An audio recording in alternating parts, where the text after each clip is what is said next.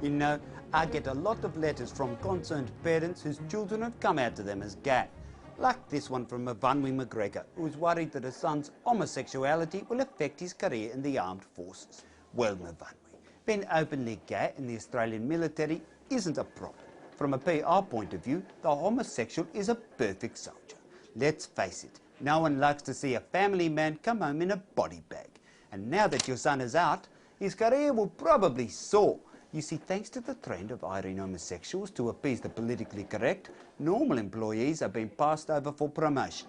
That's right, there's a glass ceiling all right, and it's smudged with straight men's handprints. And it's not just the military. As a gay, your son is open to a wider variety of prestigious jobs. With a healthy income, he can enjoy spending on just himself right now. He has no dependents and no need to save for his superannuation, because growing old is an indignity he'll probably be spared from. But that's a small price to pay when he can enjoy fellatio from someone who actually knows what they're doing. So there you have it, Mavunwi, and all you other military mothers. Rest easy. Not only is it okay to be gay, but it gives you plenty of positive pull in today's namby-pamby society. Bye now. How's it? Dr. Rudy here, with more monetary management mantras for all you average Australians. And tonight I want to talk to you about investments. Now, there are many things for you to invest your meagre earnings in, but at the moment I recommend you consider investing in Australian art. You see, at a recent auction at Sotheby's, a predictably primitive painting sold for over $500,000. Now, the artwork is untitled, but more importantly, the artist is now deceased. And as we know, an artwork dramatically increases in value after the death of the artist.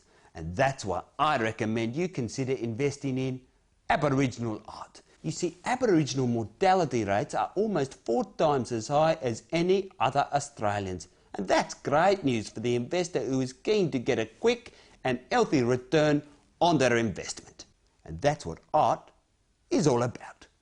Now, when choosing an artwork to purchase, it's important to do your research. You need to know who painted it and where it came from.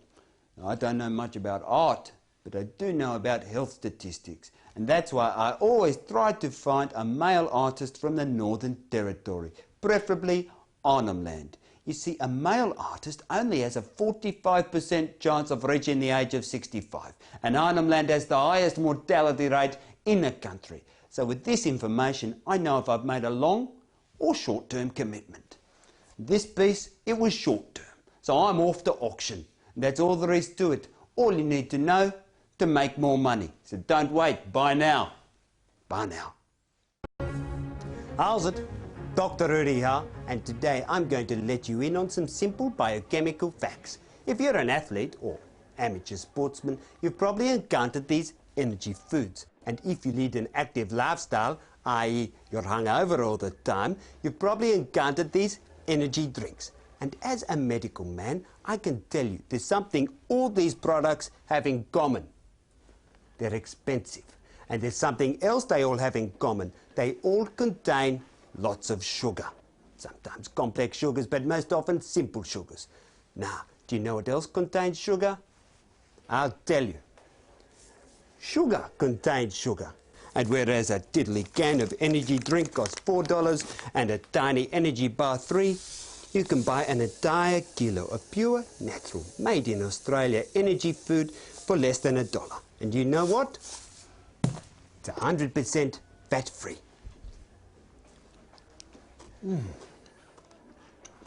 So just because your body is buff doesn't mean you can't use your brain.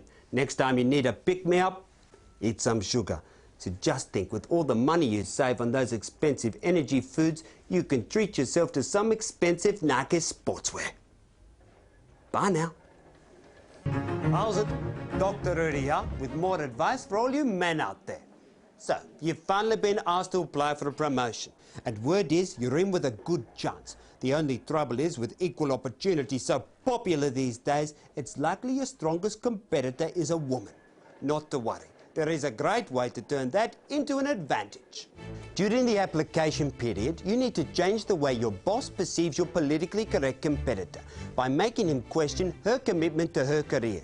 Start by buying her a good luck present. I suggest an Ann Geddes calendar, but a soft toy will also suffice. Just make sure you give it to her in an open area when the boss is also present. Next, place an empty pregnancy test packet in the bin your boss is most likely to use. If nothing else, this will place the question of her reliability in the front of his mind. If there is a notice board instead of equal opportunity pamphlets, why not start a petition lobbying the company to grant paid maternity leave for its staff? This will be popular with almost all passers-by. If your rival's desk is easily accessible and can be seen by passers-by, try placing a handful of catalogues for maternity wear and baby products on her unmanned desk. And finally, try and manage to mention as often as you can that your rival was feeling a bit sick this morning but managed to pull through again. This will make you appear concerned, but more importantly will set tongues wagging and is sure to get back to the boss. So there it is, a cutthroat campaign of clues that will make sure the boss bypasses the politically correct option and will set you on your rightful course to climb the corporate ladder. Bye now. How's it, parents? Dr. Rudy here. Look at this. What an absolute disgrace. Most teenagers are absolute slobs and lazy as well, leaving you women with mountains of monotonous household chores like the laundry. But if you're the mother of a teenage girl, there is a way to get her to do her own washing all the time. All you have to do is order one of these kits from the internet. It's called Teen Screen, and it's used by prying parents to detect if their teenage daughters are sexually active. It does this by identifying traces of dried semen on her underwear, bed linen or other clothes. A little enzyme-sensitive fluid, followed by a brief rub with blotting paper, and then a purple stain will reveal any presence of pearl jam. So simply take this kit and leave it in the top of your wardrobe, somewhere where you know it will be discovered by your daughter. After just seeing this, she'll take responsibility for her own washing from now on. So there you have it, mums. Lessen your laundry load by pretending to secretly search for semen. Bye now. How's it? We are all too aware by now that the world is spinning on an axis of evil. Fortunately, as adults, we are alert and aware enough to be prepared and proactive. But how are we to educate our children in the new world order? The answer is child's play. Every child will have witnessed the terror tactics employed in the playground. In the past, being nasty to someone because you can has been frowned upon. However, now that there's a bona fide war being waged against terror, it's okay to strike first. So you should encourage your child to make the first strike against bullying by becoming the bully. By encouraging your child to strike first, you can break the cycle of fear by escalating it. And don't confuse your child with mixed messages. Teach them to strike first in their personal lives too. Life is so much easier when you don't have to care for those around you. How happy your little ones will be when they understand that they can use the preemptive first strike to terminate their relationships with extreme prejudice as soon as they suspect they're not going to get exactly what they want. After all, there are plenty of potential coalitions of the willing out there.